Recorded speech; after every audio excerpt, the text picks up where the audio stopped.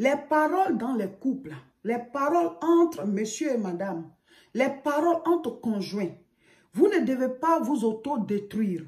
Vous ne devez pas vous envoyer mutuellement des paroles pour détruire l'autre. Parce que la Bible dit, l'homme et la femme, vous formez une seule chair. Vous êtes ensemble et la Bible dit, un royaume divisé ne peut pas subsister. Si vous êtes ensemble, c'est pour bâtir ensemble. Mais il y a des couples qui s'auto-détruisent. Ils s'auto-détruisent. Chacun attaque l'autre avec de mauvaises paroles.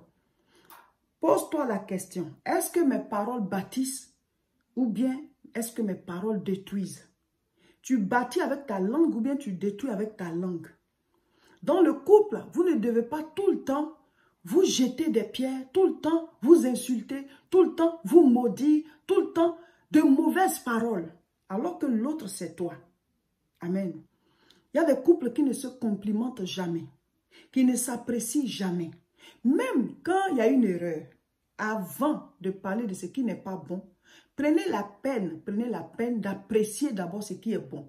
Ça amortit le choc au niveau de la personne. Et l'objectif, ce n'est pas de blesser la personne.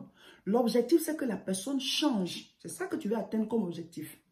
Donc, il faut savoir faire avaler la pilule. Il faut savoir faire accepter, voilà, ce que tu es en train de donner comme remarque. Donc, pour ça, prends la peine de relever, de lui montrer d'abord ce qui est bien.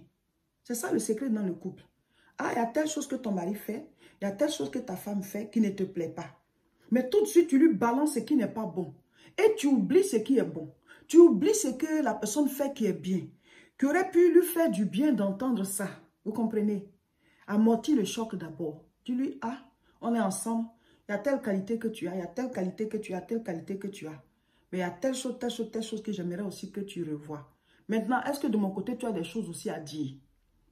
Parce que vous êtes là, c'est pour la vie normalement. Le couple là, c'est pas pour se quitter. Dieu a mis l'homme et la femme ensemble, c'est pour la vie.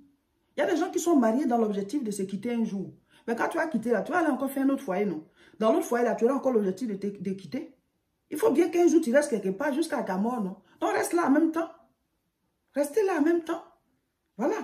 Donc on ne se marie pas dans l'objectif qu'on va quitter. La personne que tu vas aller prendre après là n'est pas parfaite. Peut-être même que tu vas regretter où tu es quitté. Que ce soit la femme, que ce soit l'homme. Vous qui avez ces pensées-là, vous êtes mariés, mais dans l'objectif de vous quitter un jour. Où tu vas partir, il n'y a pas de défaut, il n'y a rien, tout va bien là-bas. Peut-être tu vas regretter où tu es quitté. Le Seigneur dit, vous êtes ensemble pour bâtir, pour faire votre jardin d'Éden.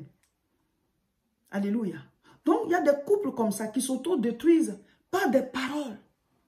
Pour peu de choses, tu sors seulement les côtés négatifs de ton époux, les côtés négatifs de ton épouse, mais tu oublies de relever ce qui est bon. Tu oublies de dire ses qualités. Tu n'apprécies pas régulièrement, mais tu dépeins tout ce qui n'est pas bon de manière régulière. Mais ça détruit l'autre. Donc, demandons-nous, notre langue détruit ou bien elle est bâtie. Elle détruit ou bien elle bâtit. Et c'est valable pour monsieur et pour madame. Hein. Il y a des couples, il y a des foyers. C'est madame qui fait tout le temps ça, mais c'est monsieur qui fait tout le temps ça. Ou alors c'est les deux qui le font. Vous êtes tout le temps en train de vous envoyer de mauvaises paroles, de mauvaises paroles, de mauvaises paroles. Vous devez bâtir avec vos langues. Quand c'est bon, il faut apprécier. Quand vos maris font des exploits, vous n'applaudissez pas. Vous ne les appréciez pas. Vous ne les valorisez pas. Quand vos femmes font des exploits, vous ne les valorisez pas. Vous n'êtes pas heureux pour elles. Vous ne les célébrez pas. Mais dès qu'il y a une erreur, c'est ça que vous mettez, voilà, vous exposez. C'est de ça que vous parlez. Ça brise l'élan. Alors que le foyer, là, c'est pour être ensemble et bâtir.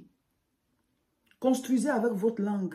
Appréciez. Dites ça, c'est bon. Oh, tu as fait un effort. Félicitations. Oh, tu es belle. Oh, tu es beau. Regarde comment tu as fait ceci. Ah, tu t'es occupé de tel endroit. C'est bien. Même si tu ne donnes pas l'argent à la personne, mais il y a une satisfaction. Il y a une joie. Et il y a plus de force. Vous comprenez? Mais souvent, la personne fait des efforts et on n'apprécie pas. Et pour monsieur et pour madame, hein, on ne dit jamais merci, on ne dit jamais félicitations, on ne dit jamais bravo, bravo, tu as bien fait. Les enfants, on applaudit papa, les enfants, on applaudit maman. Oh, toute la maison, félicitez papa, félicitez maman. Vous devez vous célébrer, vous devez vous apprécier, vous devez mettre l'accent sur ce qui est bon. Maintenant, à deux, on relève les aspects négatifs. Oh, ça là, si tu pouvais faire comme ça, si tu pouvais faire comme ça, vraiment ça là, ça me dérange un peu, et ainsi de suite. L'objectif, ce n'est pas de blesser la personne, l'objectif, c'est que la personne change. Vous comprenez? Donc, construisez avec vos langues. Nous sommes des bâtisseurs. Notre langue doit bâtir. sortons plus de paroles de motivation, des paroles pour féliciter, des paroles pour encourager, des paroles pour complimenter. Et quand ça ne va pas, il faut savoir réprimander, il faut savoir reprendre. Si ta manière de reprendre la personne, c'est fait avec sagesse, si tu produis la vie, si la manière dont tu amènes la personne vraiment à comprendre ses erreurs, si tu le fais avec sagesse, tu bâtis. Proverbe chapitre 18, verset 21. La Bible dit, « La mort et la vie sont au pouvoir de la langue. Quiconque l'aime en mangera les fruits. » C'est-à-dire quoi? Tu peux produire la vie comme tu peux produire la mort à partir de ta langue. Et quand il dit « quiconque l'aime en mangera les fruits », ça veut dire que ce que tu aimes proclamer là, à partir de ta langue, là, ce sont ces fruits-là que tu vas manger. Ce que tu proclames, ça va te ramener des résultats.